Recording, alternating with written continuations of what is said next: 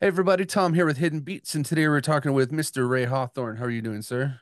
How's it going, man? I'm good. Thanks for having me on. Yeah, for sure. It was you're a new voice to me, so it was interesting to start listening to some of your music and kind of pick through your catalog a bit. I'm excited to hear your take on it. Yeah, I mean, it reminded me of something. I couldn't put my finger on like a style or something it reminded me of, but I was like, okay, this works. Like I'm having fun with this for sure. That's good. Hmm. Well, I mean, like if we are here to talk about your music and about you and kind of just what you do in the world. But for those who are new, can you give a little intro about yourself? Yeah, for sure. So my name's Ray. I recently started putting out solo stuff that um kind of I've always wanted to do. I've had a couple projects before that don't sound quite like this, but this is the kind of music that I've always listened to. So it's kind of emo, pop punky, Hmm. gets a little heavy sometimes, sometimes not. Uh, Basically whatever I want to do, I'm doing it, but sort of within a little box, you Yeah, know? but hey, it's fun. That's the thing. It's if it's what you want to do. Exactly, exactly. So it's been nice to see people receive it so well. Like when I Hmm. was when I was first putting it out, because like I said, I've had a couple other projects. So my project before this is very, very different. And when I was first putting it out, I was kind of worried that people who liked me for my other project would kind of be like, "What the hell is this?" You know? Yeah. But it's been really exciting to see people like it and message me about the songs and what they mean to them and um just sort of enjoy it. You know, these are songs that I just like write and record in my bathroom for the most part. So it's cool that people are listening to them, you know? Yeah, yeah. I mean, hey, if that's working for you, that's not Yeah. everyone can do that. Yeah. So one of the things I was curious about is kind of where your early inspiration for music started. Like, how did you get into this, and kind of who influenced the Oh sound of man. the newer stuff? Yo, you remember Blues Traveler? You remember I that shit? do actually. I think that's probably my first favorite song was Run Around when I I was a mean, I little still kid. have that on a playlist right now. Like it's Hell yeah. regular. So, I don't think I've talked about that before, but that was probably like my first favorite song when I was a kid. And that was like I never really ever thought I would be into music, but I used to sing the hell out of that song. Hmm. I loved that shit. Um but as far as my influences, it's a lot of just like scene shit from like 2005 for like Yeah. what I'm doing now, you know what I mean? So I love like Underoath, I like Cartel, Hmm. stuff like that. Chiodos. There's a my favorite band's called Scary Kids Scaring Kids. I think they're awesome. I've heard the name before. I don't think I've actually listened to anything though. It's quite a memorable name. Mm. But yeah, they're more of like a post-hardcore thing, so they get a little bit heavier than most of the stuff that I do. But I like that stuff, and I'm also like a really big folk music fan. I don't know if you know like John Moreland Okay, yeah. or oh yeah, so I love John Moreland, and I think John Moreland's like one of the great songwriters, and I when I can really like to take what I love from like folk music, which is sort of like deep messaging in songs, and I'm just trying to put it in like a different kind of package with these like more pop punky kind of songs. And sometimes they can get a little silly, but I really do like to say something in my songs if possible. And I Hmm. find that more in folk music than like, you know, uh cartel. So, Yeah. Yeah. I mean, you're not wrong there, that's for sure. yeah. So, a lot of stuff like that. I love Prince. Prince is probably like the greatest artist to ever live. Yeah. Um He's like that so upper echelon type of guy. yeah, exactly. Like I saw him before he died. I think I saw him like 6 or 7 times live, and like the amount of instruments that guy can play is just insane, you know. So yeah, it's all across the board. No, I mean that's awesome. I like to hear that. I'm an eclectic guy myself. I can go anywhere from like I've seen Frankie Valli live to Metallica to everything in Nice. between, really. So, Yeah, yeah, that's cool. mhm. So what do you think makes you unique now with kind of putting some of these stories into the pop punk world, like you said? So something that I've recently with the music that I'm putting out now started to discuss, which I've like never talked about before, I sort of like actively avoided, um, was that I'm sober. I'm like 7 years fully sober. Had a Oh, lot of congratulations. problems up until 7 years ago. And in any music that I was putting out before this project, I never talked about that because I always kind of thought it would come off as like preachy. Okay. I didn't want to be that guy. Like I even see it in my social life. Like I even avoid telling people if possible that like I don't drink or I don't do drugs or anything because they kind of think it's like this holier than thou kind of thing, but that's not what I'm trying to do. Yeah. So I always avoided talking about that in my music for a long time. But I've actually been able to draw a lot on, I guess, stories from times, times when I wasn't doing good and have some perspective on it from being away from that for 7 years now. Hmm. And I found that like the most successful songs that I've had sort of hint on that subject matter. So I've got one called, I think my one with the most streams currently is called All My Happy Friends Tell Me I'm Depressed. That's actually the first Um, one I listened to, I think. cool, cool. Yeah. Yeah, so I think that has the most streams right now, and that is the one that I get the most like messages about with people just being like, I really relate to this, which feels good because I was able to talk about like being down and you know, just not doing well and struggling with keeping my head on straight and keeping sobriety, Hmm. without coming off preachy. That's really like what I'm trying to do, you know. No, I think it comes through because when I was listening to that, I could hear a story behind it, like I can hear the fun with it, but it it was more fun than it was you speaking like here this. It wasn't really, yeah. I'm glad to hear that. Hmm. I- That's the goal at the end of the day. yeah, I mean it's hard to really put it into words, I guess, in a way, but it had a good feeling to it, and I think that's what really counts when you're listening to a song, and then if you can relate to the story, then all the more better for you. Exactly. Hmm. Exactly. So you put out a new single recently. I think it was STFU. Like, Oh yeah. Yeah, that's the most recent one. I mean, I put out songs every 8 days at this point, so it's like it's hard for me to even keep track of like what came out recently. well, when I clicked on Um, like the discography, like the single releases, I went, "Holy crap! There's just singles after singles after singles." Yeah, yeah, exactly. I think the plan at this point is like I'm putting out songs every 8 days, and then at the end of the year, I'm just gonna like take stock of what the best performing singles were, Okay, and collect like a handful of them into an album alongside like 5 or 6 new songs as well. okay, Um, that'd be pretty cool. so I think it's a good way to sort of gauge what people are responding to and what they're not. And like I said, I'm just really recording these songs like in my bathroom, so there's nothing stopping me from putting them out like every 8 days, So Yeah, I mean, it's that's it's the easy joy of enough to where do. we are right now. It's put music out anytime you want. Exactly. So what's your you record in the bathroom, but do you have kind of a weird process that you do when you're putting together a song, or is it just kind of a standard? Not really. I mean, so like I said, I do put out a lot of music, but that doesn't mean that I put out every song that I record. Okay, So I will record probably, you know, 4 or 5 songs a week. And then maybe one of those is going to be the one that comes out as the next one. Like right now I think I have all my singles lined up until the beginning of August. okay, So I like to like at least stay ahead of it, but there's not necessarily a process. Sometimes it's like because I'm writing so much music, I feel like I write the same song like 5 times in a row, yeah. I and then guess I there's I kind of can't. too much coming out, so Yeah, yeah, exactly. So I can't like I can't put out the same song 5 times. So like I'll just pick the best one of that crop or something, stuff like that. But really I just sort of um vibe on however I'm feeling. If I'm feeling like if I'm feeling like particularly sad, I kind of get excited about it because I'm okay. like, oh, I have something to write about. Yeah, Um, there's only so many stories of my past that I can tell.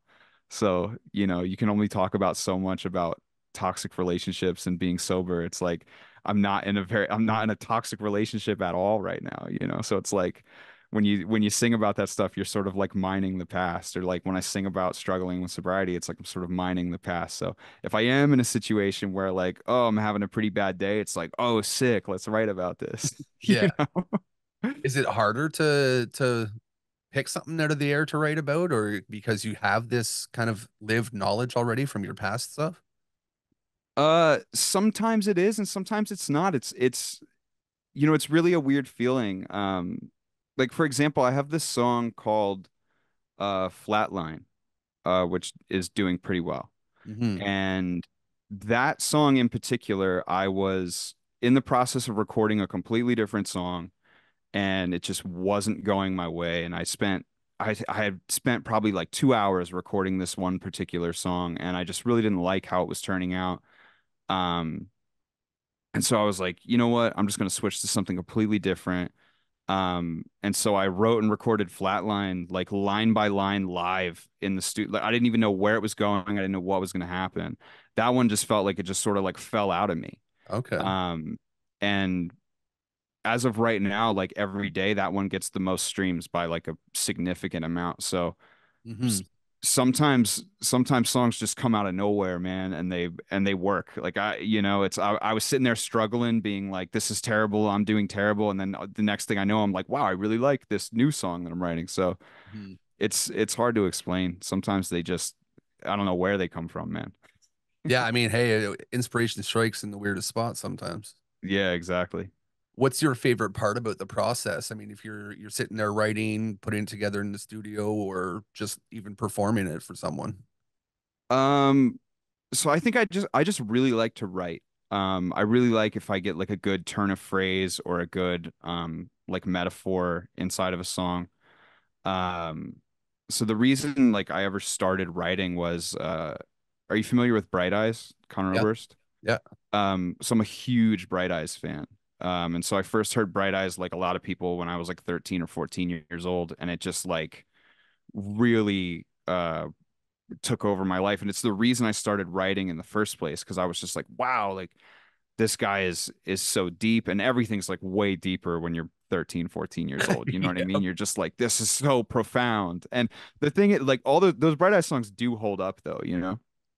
Um, and so when I was that age, I just started writing these like acoustic, basically Bright Eyes ripoffs that were like nowhere near as good. I don't think I've ever written a song as good as Conor Oberst. Like that guy is Mm. untouchable. And I just fell in love with the idea of writing and like a good line. Like I've always been someone that if there's a good lyric, like it resonates with me, and that's what I remember about a song. Yeah. But at the same time, it's like I listen to plenty of music that it's just all screaming, and I don't know like what the hell they're saying. So it's not like it it's not like it needs to be lyrical. So I'm trying to find like a good middle ground with that. But yeah, to answer your original question, it's I just really like the process of writing, and I'm happy like if I can get a good turn of phrase that I'm proud of, that makes me happy. Well, because like you said, those memorable lyrics are kind of what stick to, I'd say, a lot of people. So I Exactly. same way with me. If there's a lyric in a song that hits me and go, oh damn, and then that's instantly added to a playlist, so I know where that song is at all times, really. For sure. For sure. So how do you think, since you've, been in different projects, how do you think you've grown because of music? I mean, music is my whole life, man. I've got no other skill set.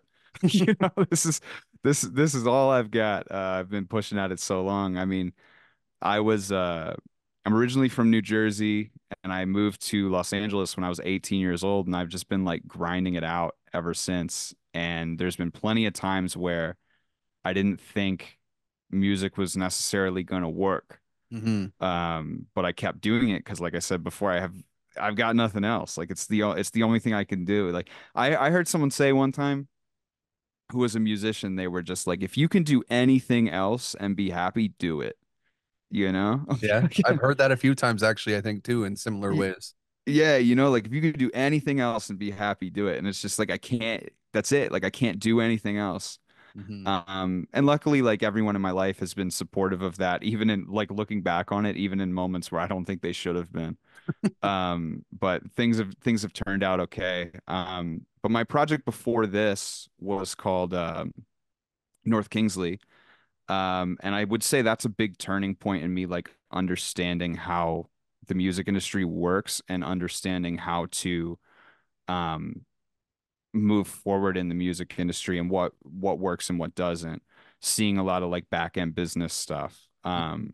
Because that's a project that I started with Shavo from System of a Down, which like after it's like a weird chance meeting that we had that turned into this band, you know. Yeah. Um and obviously he just can't put out like bullshit, you know. You know what I Yeah. mean? Like Yeah. there's a whole process, so I got to see firsthand how things got handled, and you know what proper management will do and what to do with a song on the back end before it comes out and everything.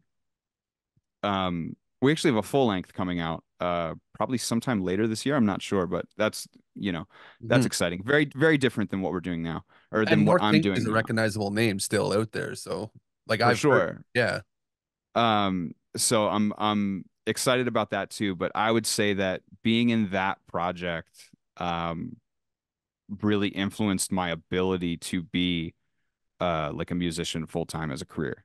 You know, because before that I just don't think I had the tool set to know how to actually do it. it's a Um huge business now. Like there's a lot involved right. in everything. So if you're not aware, then you can easily get lost. Exactly. And I mean before North Kingsley, I feel like that's what I was doing, you know. It's I had been on small tours and things like that, but nothing that I actually knew how to make a full career out of, you Hmm. know. Um, so I would say, yeah, that's probably the big turning point in what helped me continue to be a musician. I mean, it's a pretty good name to have the turning point with there too, with North Oh, Kings. definitely. Yeah, so that you got some Yeah, good mentorship out of that one. absolutely. And I mean, it was like you know, when we met and the band actually when it seemed that the band was actually going to happen, I was just like, "Oh, I did it." You know what I mean? Like, Yeah. wow. I worked all this time like running at a brick wall, it feels like, and I finally broke through, you know? Mm. So, but it's just, you know, a lot of people will say it's chance and luck about being in the music industry, and don't get me wrong, like there's a big element of chance and luck in it. Like I never would have met Shav were it not for just total luck and being in the right place at the right time. But the thing is, you also need to be prepared when that opportunity strikes, you Hmm. know? So if I hadn't been being for, you know, 15 years before that happened, I wouldn't have had anything to show him, anything to, he wouldn't have wanted to work, like anything like that. So luck's a big deal, but it really is, so much of it is hard work, you know. Yeah, and I think that's a good point that a lot of people need to remember is, everyone hits a big break, but you have to be ready for the big break. Otherwise, you get run over and get lost. And Exactly. yeah, no, I think everyone should listen to that one for sure. Yeah. So outside of music, because it's, a crazy industry that you're in, what do you do to stay grounded? I mean, you said you don't have any other skill sets or anything, but it looks I like you got really some don't. hobbies in the background with the comics and everything. Yeah. I collect Ninja Turtles toys. That's Nice. what I do Yeah. outside of music. That's about it. This whole room is just filled with Ninja Turtle shit. You should see like over there. It's Yeah. just uh the whole room. That's about it, man. I like movies, you know. I like to read a lot. And I like comics too, so Hmm. I wish I but had that's space for stuff like that. I'm in a small, like 8 by 8 room, and I have like 3 desks and 3 computers in here. There's just no space to put up extra. I run out of it's funny because like I keep getting Ninja Turtles shit and I have nowhere to put it. It's like Mhm. I have this big um they did a re-release, NECA did a re-release of the van, the party Oh, wagon or nice. whatever it's called. And it's like Yeah. this huge box and it's just in my closet in a box. I don't have anywhere to put it. And Mhm. it's not like I play with the shit. So it's like it just stays in the box in my closet. I Yeah. don't even know why I have it, you know? I had to start cutting down of trying to look at buying things, and I stuck to just getting like, autograph pictures or things like that I can tuck Yeah. away just because I don't have room for everything. And like behind me on the wall here, you can't really see it, but I got like a um what is it? The Civil War Captain America thing. I did a custom thing with an autograph thing for there. I've got Lincoln Park. I've got a few of my Nice. favorite pieces, and then like a Robin Williams autograph up there too, which is kind of cool. Whoa. But I'm a huge Lincoln Park fan too. You know, you mentioned Lincoln Park. yeah, That was probably like they were very influential to me, and you can hear that especially like if you listen to North Kingsley ever. Yeah, Uh, Lincoln Park for me too, like all through high school, things like that. And I missed the chance to see everyone live, but I managed to get a autographed reanimation from the whole group. oh, that's cool. Yeah, just before, the tragedy. And Yeah. it's my favorite piece that stays on my wall everywhere I go. I saw them once in I think it was like 2004 or 2005. They used to do this thing called Project Revolution. Yeah. And it was the craziest show. Like they headlined, I think like Snoop Dogg was before them. Hmm. And it was like The Used and Less Than Jake. It was just like the weirdest lineup, but it was sick. It And was all so huge cool. names too. Like it's ridiculous. Yeah. Hmm. Yeah. And I mean it was a great show. It's the only time I've ever seen them, but it was a great show. Hmm. Yeah, that would have been awesome. Makes me jealous. Yeah. So the back half of my interviews, I like to ask some fun questions to make you think a little bit more. And, some out of music, some within still. I think my favorite one, which you might have some fun insights to, is what's one thing that should be asked more in an interview that's not asked enough? Ooh. Uh People should be like, "Are you okay?" I say that all the time. I'm like, I feel like I've Oh, been your asked, audio's cutting out on me here. "What's going on? Can you hear me?" You're coming back now. Oh, all right. There we go. Sorry. It Can went you hear me? down and then you're good now. All right, cool. But yeah, I say that all the time. I feel like people should just be like, "Are you okay?" I feel like I write all these like really really like downer songs and like really sad songs, and everyone's always like, "That's great, man. That's really cool." And I'm like, I'm saying some pretty fucked up stuff in here. You know what I Mhm. mean? Um, I think that would be interesting. That's kind of a joke, though. I actually don't need people asking me if I'm okay all the time. Well, I Uh, do toss in at the end of some of my interviews. Just it's I stole it from Josh from Mythical Kitchen on YouTube, and at the end of some of his things, he just asks, "Are you happy?" oh, whoa. That's yeah. That's a rough question. Yeah, because it could be everywhere. Like, and you have to strive for things, go back and forth. Like, Yeah. Yeah, that's a rough question. I mean, there's days where I'm like, I don't know that happiness is in the cards for me, man.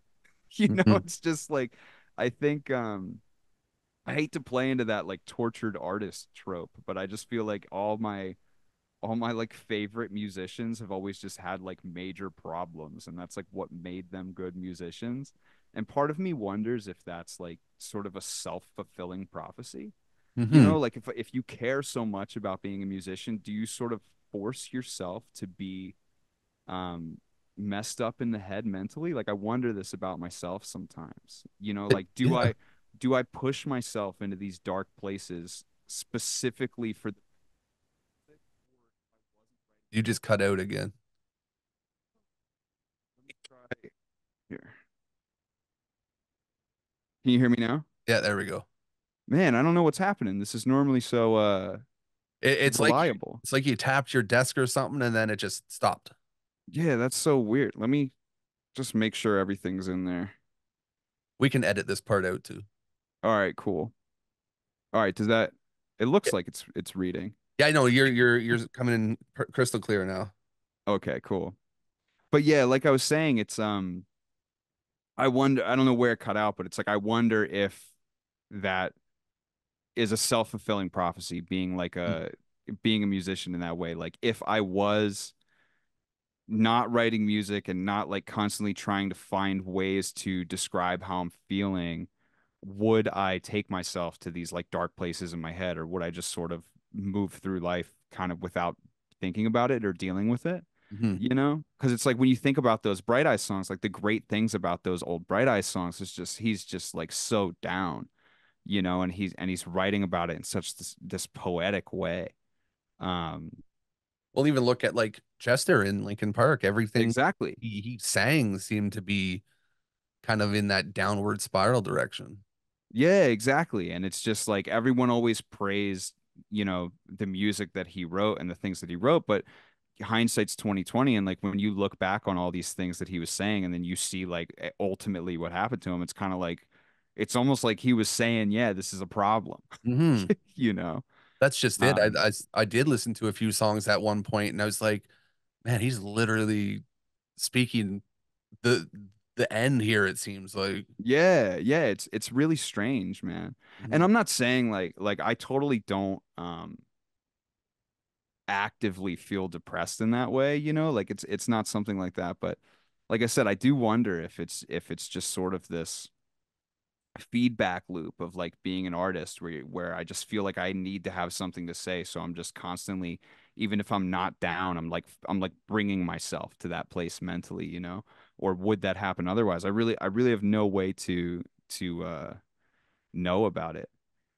Or So, even wonder if that's, someone early on in their life who's going through that feedback loop, if that breeds an artist, if that right. or it kind of forces them in that direction almost.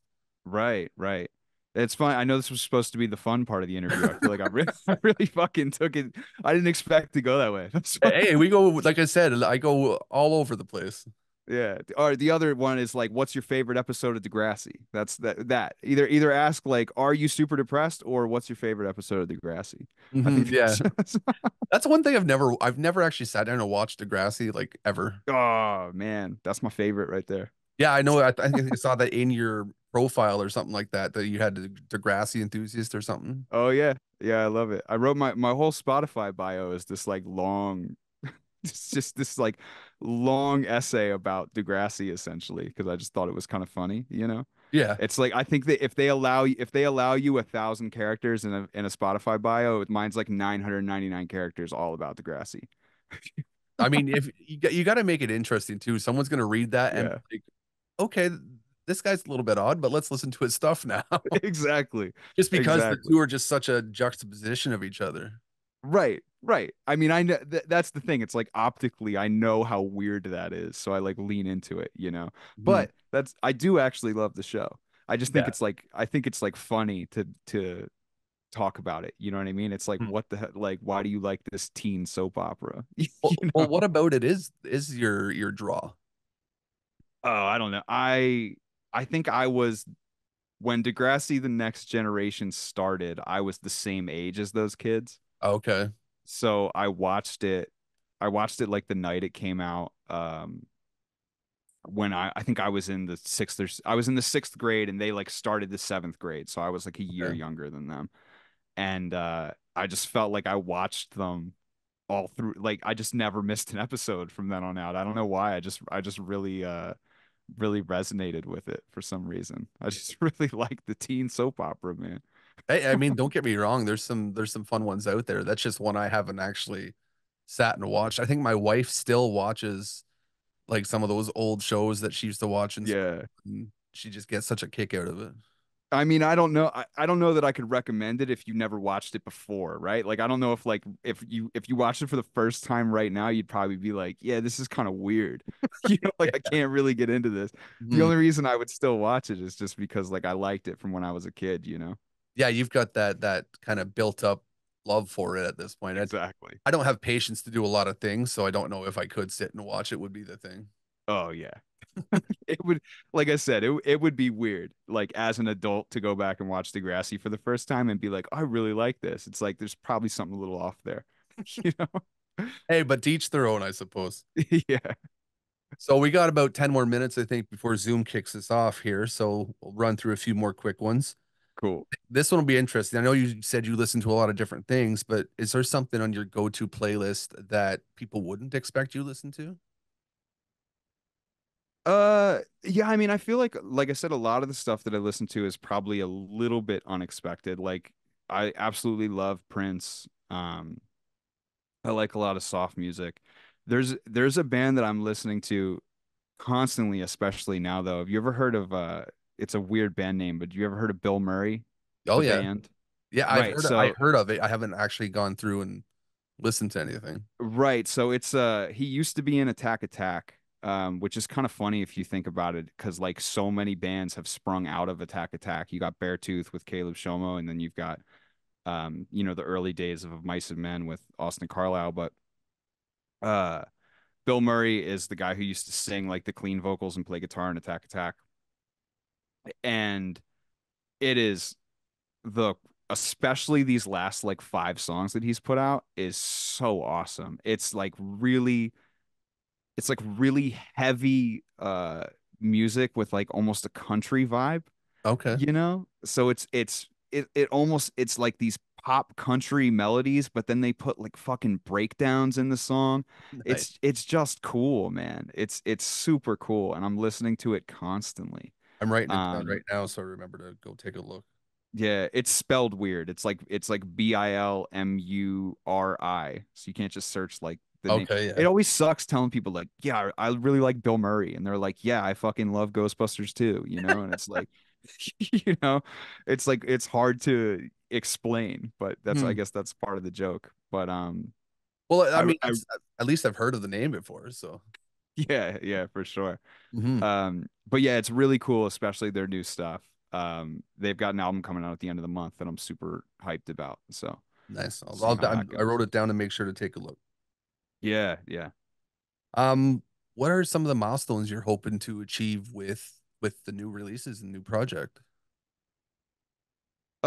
You know, I've actually sort of like blown out of the water any milestones that I was looking for this year. Like when Okay. I released my first song on January 31st. And I was just really hoping that by the end of the year I could get like maybe 10,000 monthly listeners on Spotify, Okay. you know. And as of right now, it's like pretty consistently over 70,000. Like it's been over 80,000 before. And um, I've got, a handful of songs that got like hundreds of thousands of streams. Like these are things that I didn't think were going to happen this year, at Mhm. least, you know.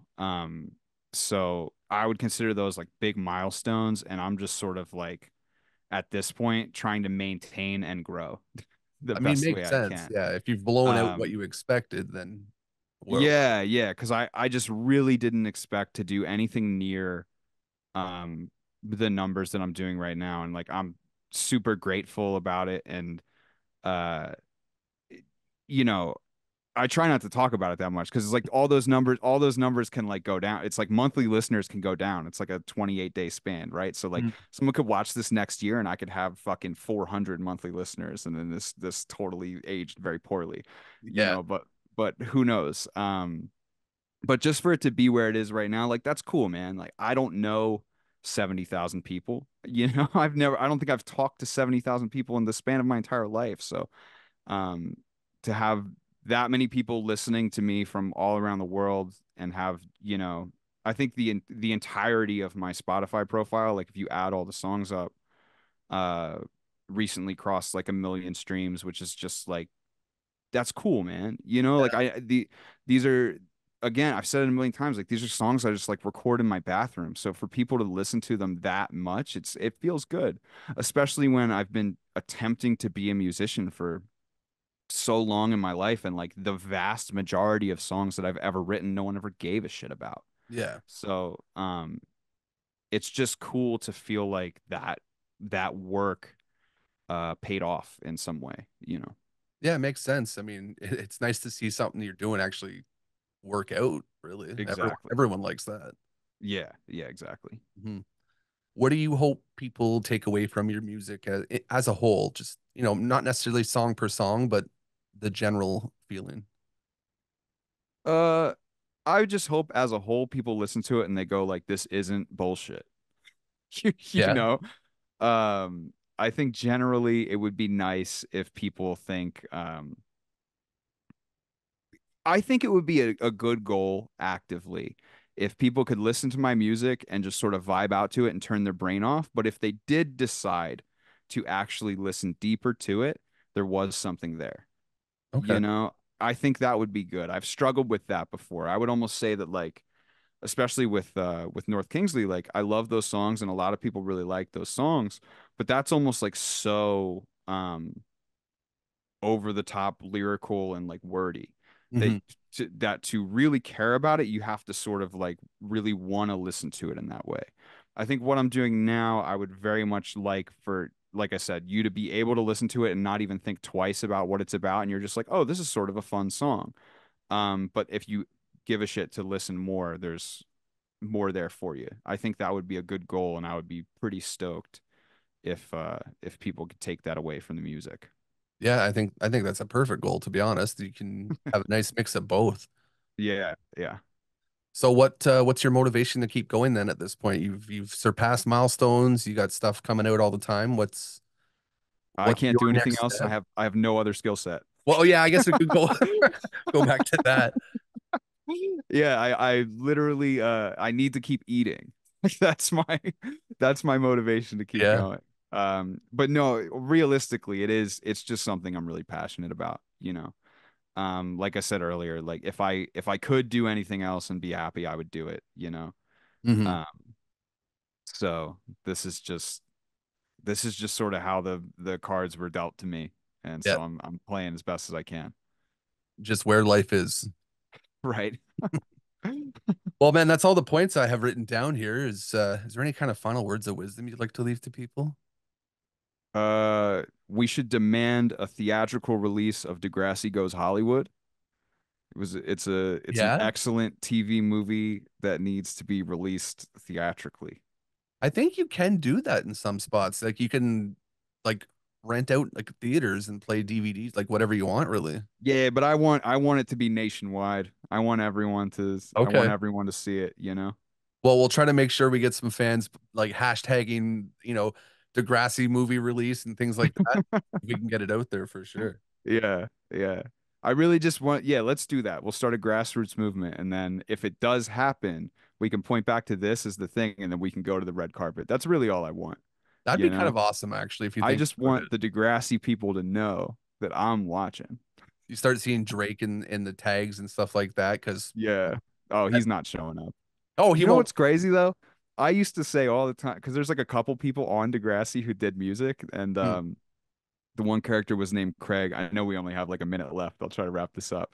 The one character was named Craig, and I was like, oh, he's gonna be this big musician. He's gonna be great. And Drake, his character name was Jimmy. He just like played guitar in Craig's band and Hmm. like really didn't ever do shit. And then like all of a sudden one episode he did a rap, and I was like, that's actually a pretty good rap. And then fucking he's been the biggest artist for the last 10 years. Yeah, So, he's you gone. know, All right, man. Well, we'll cut it off here, and I think we need to have another one of these because this was fun for I'm sure. always down. Yeah. We'll make sure to set something up. For sure, man. Thanks for having me on. Like I said, I'm always down to come back. I've got a lot to say. All So right. Well, you enjoy the rest of your day, and we'll stay connected for sure. thanks, man. All right, bye. All right, see you.